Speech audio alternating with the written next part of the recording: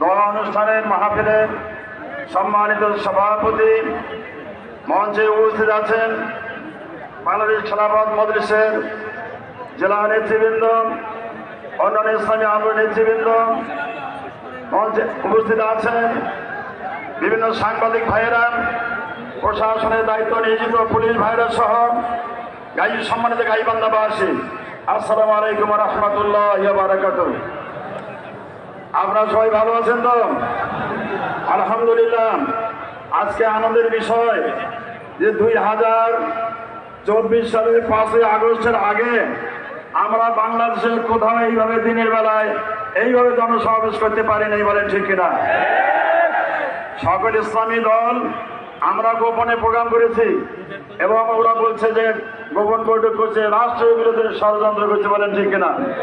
যে আল্লাহ রাব্বুল আলামিন আজকের এমনি এক পরিবেশে ইসলামী হাই স্কুল ময়দানে হাজার হাজার জনতাকে সাথে নিয়ে আজকে সমাবেশ করার সুযোগ করে দিয়েছেন, সেই আল্লাহর শুকরিয়া আদায় করি, সবাই বলি আলহামদুলিল্লাহ।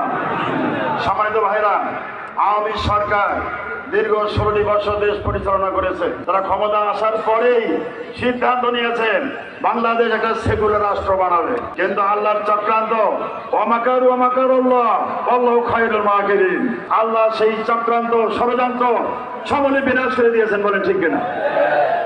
আমি বলতে চাই, এই সরকার যখন সরকার ছিল, বিএনপি জামাত সরকার ছিল, 2006 সালে তারা লগি বৈঠক দিয়ে জামাত ইসলামী ছাত্র শিবিরের 6 জন তরুণ তাজা যুবককে রাজপথে পিটিয়ে হত্যা করা হয়েছে, বলে ঠিক না? মৃত্যুল আশীর্বাদ নৃত্য পরিচালনা করেছে। গোটা বিশ্ববাসী অবাক, এভাবে মানুষকে মেরে লাশের উপর নাচতে পারে না। এরপরে আসেন এই সরকার 2008 সালের 29শে ডিসেম্বর নির্বাচনের পরেই 2009 সালে ক্ষমতা হাতে নেওয়ার পরেই সেই পিলখানা হত্যাকাণ্ড, 2009 সালের 25 এবং 26শে ফেব্রুয়ারি পিলখানা হত্যাকাণ্ড 14 জন ভাই বোনকে হত্যা করেছে, বলে ঠিক কিনা? এই 14 জনের 57 জন সেনা কর্মকর্তা, চৌকস সেনা অফিসার ছিল। এরা ছিল ডাইনপন্থী এবং ইসলামপন্থী। ভারতের চক্রান্তে রয়ের মাধ্যমে তারা চিন্তা করেছিল যে এই বাংলাদেশের অতন্ত্র প্রহরী, সীমান্ত প্রহরী, পিডিআর এবং বাংলাদেশের ডাইনপন্থী যারা ওই সামরিক অফিসার, এদেরকে হত্যা করতে হবে। সেই নীল নকশা অনুযায়ী, ভারতের প্ল্যান অনুযায়ী পিলখানায় 57 জন ভাইকে হত্যা করা হয়েছে। এই 57 জন ভাইয়ের বাংলাদেশে বিচার হবে কিনা বলেন? এই পিলখানা হত্যাকাণ্ডের বিচার অবশ্যই বাংলাদেশের মাটিতে হবে ইনশাআল্লাহ। শেখ হাসিনা মনে করছে হত্যা করিয়ে পার পেয়ে যাবে, কিন্তু পার পাবে না। এরপরে আসেন 2013 সালের 5ই মে শাপলা চত্বরে যারা কোরআন ধারণ করে বুকে হৃদয়ে সেই হাফেজদেরকে ট্রান্সফার করে হত্যা করা হয়েছে এবং টিটকরি করে বলেছে রং মাখা ওই ছেলেগুলো গেল কোথায়?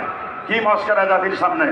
সম্মানিত ভাইরা, সেই রং মাখা যুবকেরা আছে, হাফেজরা আছে, হেফাজতে ইসলাম আছে, হাসিনা নাই, হাসিনা বিদায় গ্রহণ করেছে।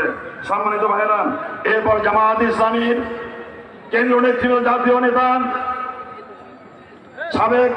সাবেক আমির আল্লাহ মতিউর রহমান নিজামী, সাবেক সেক্রেটারি জেনারেল আলী হাসান মোহাম্মদ মুজাহিদ সহ 11 জনকে ওই জেলখানায় তারা হত্যা করেছে, বলেন ঠিক কিনা?